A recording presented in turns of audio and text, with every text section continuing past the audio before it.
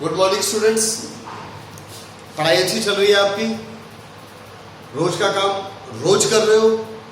फिर ठीक है, फिर अच्छी बात है। अगर आप रोज का काम रोज कर रहे हैं तो अच्छी बात है स्टूडेंट्स। आज हमारा टॉपिक है when dipole is placed in uniform electric field. तो सबसे पहले ये लीजिए, ये हमारे पास यूनिफॉर्म इलेक्ट्रिक फील्ड कंसिडर कर लिया हमने। यूनिफॉर्म इलेक्ट्रिक फील्ड, ये लो, इसको प्लस चार्ज दे दिया। ये दो प्लेट्स है, प्लेट P1 प्लेट P2, यहां पर प्लस चार्ज है और यहां पर माइनस चार्ज है। और ये रही, ये हमारे पास uniform electric field. Uniform electric field students, when dipole, हमने ये भी कंसिडर कर लिया। Dipole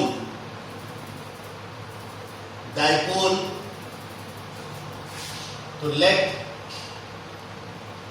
dipole AB is placed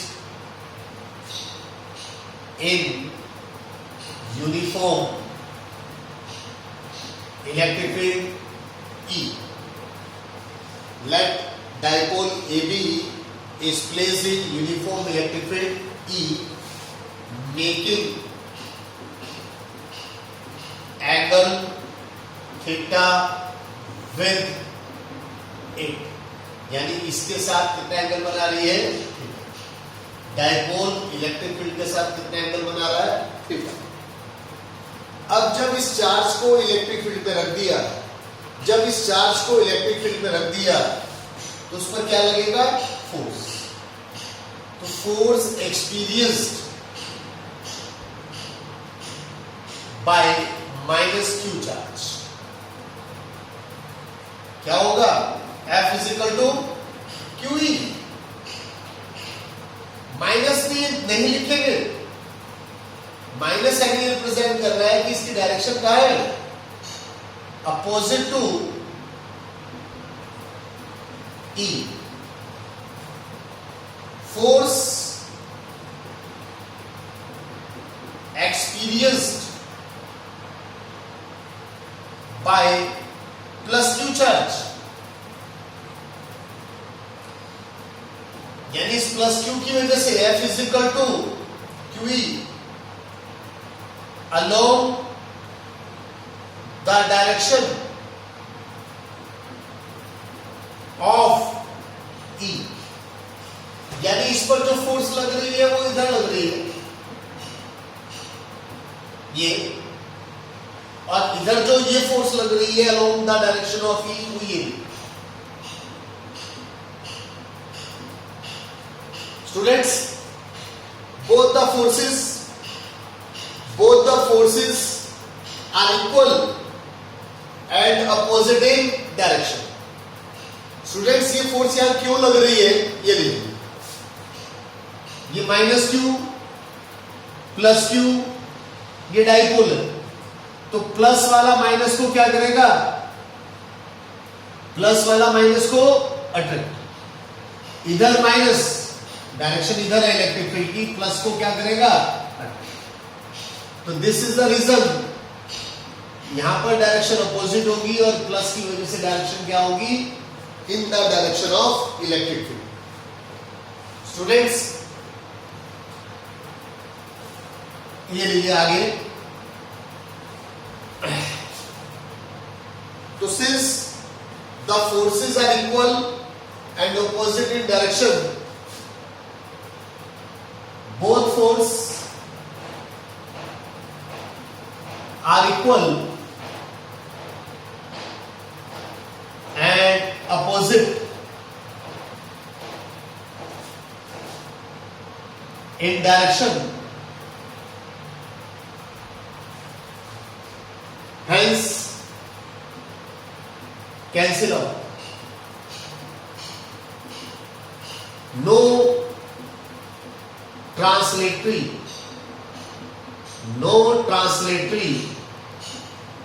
force act,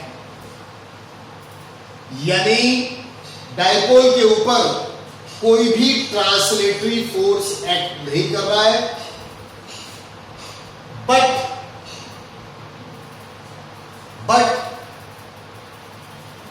act on different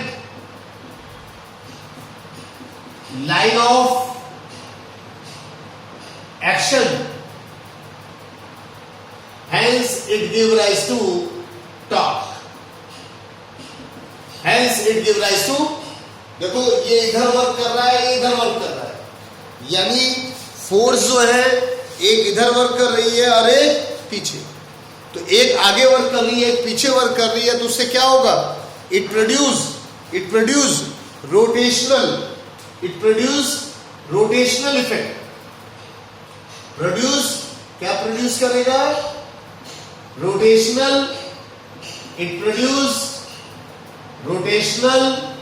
effect. तो torque is equal to either force into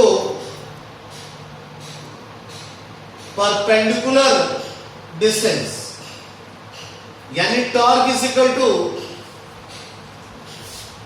अब परपेंडिकुलर डिस्टेंस क्या होगा, ये इसका लाइन ऑफ एक्शन हो गया, एक फोर्स ही हो गई, तो इसको कहेंगे बीके, इसको कहेंगे परपेंडिकुलर डिस्टेंस, आइदर फोर्स का मतलब क्यूई और परपेंडिकुलर डिस्टेंस का मतलब बीके, तो torque is equal to QE BK, BK का मतलब ये 2L, हमने इसकी लेंथ क्या ले ली 2L, ये थीटा है, तो क्या होगा 2L साइन थीटा, ये आ गया हमारे पास Q, torque is equal to Q 2L E sine theta, Q into 2L को लिख सकता हूं PE sine theta, where P क्या होगा हमारे पास Q इंटू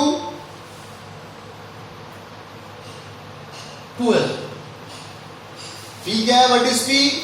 P हमारे पास है इलेक्ट्रिक डाइपोल मोमेंट, हमारे पास P क्या है, इलेक्ट्रिक डाइपोल मोमेंट। तो स्टूडेंट्स इस तरह से जब किसी डाइपोल को यूनिफॉर्म इलेक्ट्रिक फील्ड में रखते हैं, तो उसके ऊपर ट्रांसलेटरी फोर्स एक्ट नहीं करता, there is no translatory force, लेकिन रोटेशनल इफेक्ट होता है। वो क्या, कौन सा इफेक्ट होता है, रोटेशनल इफेक्ट, यानी उसके अंदर क्या प्रोड्यूस हो जाता है, टॉर्क। अब इस टॉर्क की वजह से ये क्या करेगा, electric field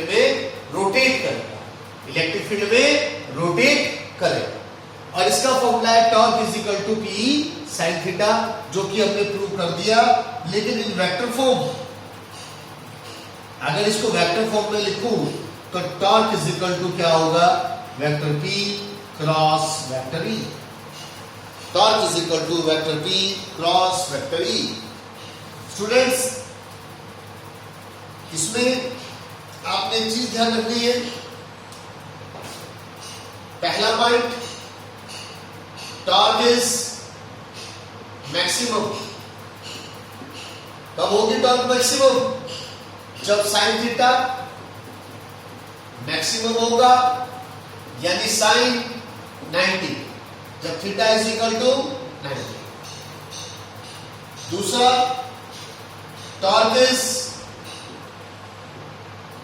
minimum,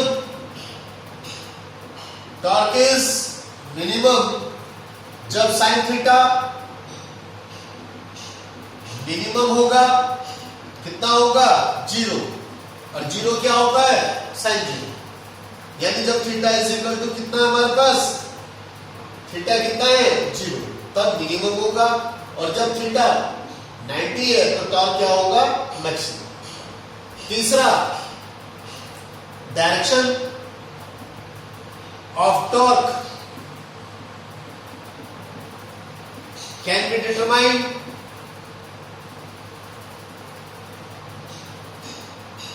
by using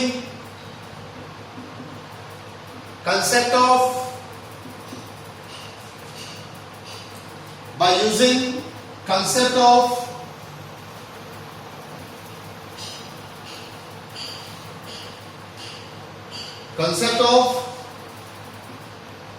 vector product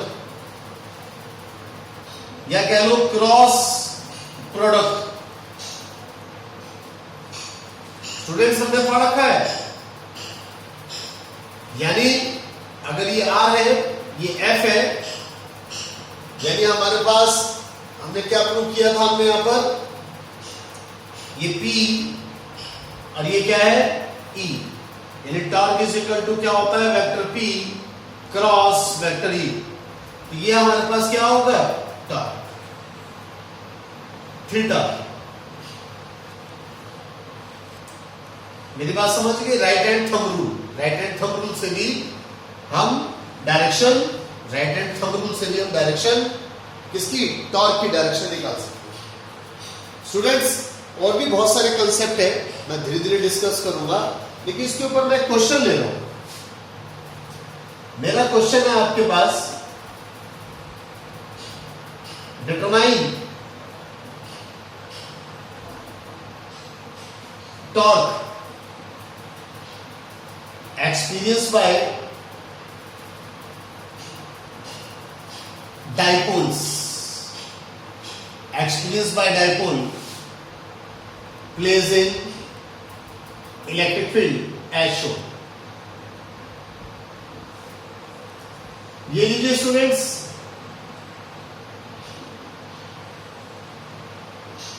ये इलेक्ट्रिक फील्ड है, ये हमारे पास क्या है electric field, X axis Y axis dipole,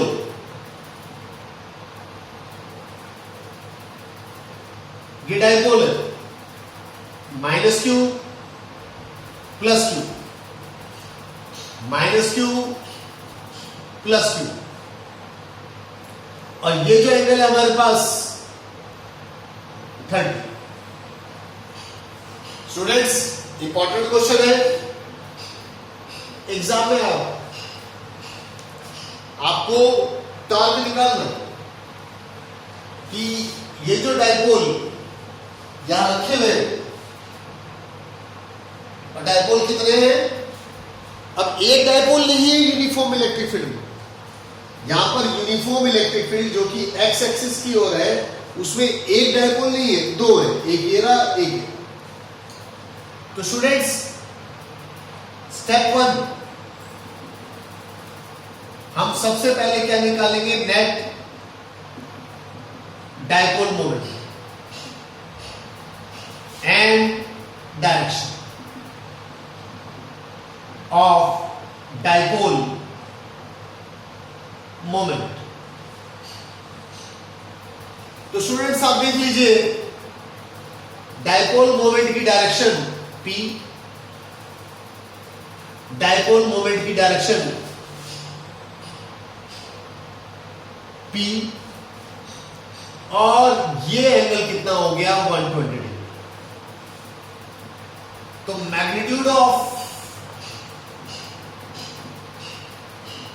net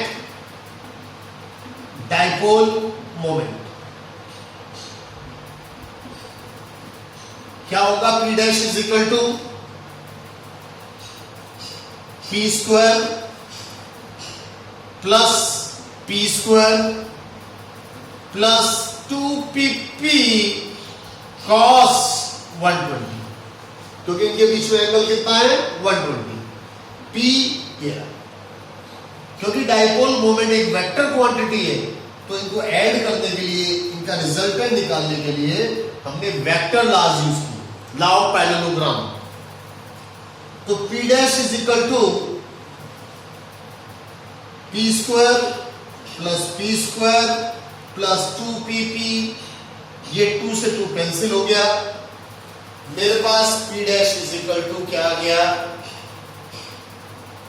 आप देख ले स्टेप बाय स्टेप कर रहा हूं, P square plus P square minus P square यानी P dash is equal to T.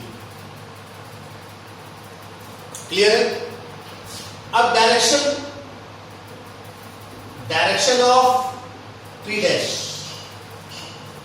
क्योंकि दोनों की डाइपोल मोमेंट इक्वल है तो इसका रिजल्टेंट कहां लाई करेगा? P dash is equal to P कहां लाई करेगा? बीच में। और ये यहां से भी 60 का एंगल बनाएगा और यहां से भी 60 का एंगल बनाएगा, लेकिन इलेक्ट्रिक फील्ड के साथ कितना एंगल बनाएगा? ये 30। क्लियर है? तो डायरेक्शन क्या होगी हमारे पास? थीटा इज इक्वल टू क्या हो जाएगी? 30। हम इस तरह से कर सकते हैं। हमें निकालना है स्टेप 2, क्या निकालना है? टॉर्क। और टॉर्क का फॉर्मूला क्या होता है? PE sin थीटा, PP रहेगा EE, यहां पर टॉर्क इज इक्वल टू क्या हो जाएगा? P डैश की जगह P, P डैश की जगह P, E ये साइन थीटा साइन 30 डिग्री। तो स्टूडेंट्स इस तरह से मेरे पास आ गया, यानी PE बाय 2।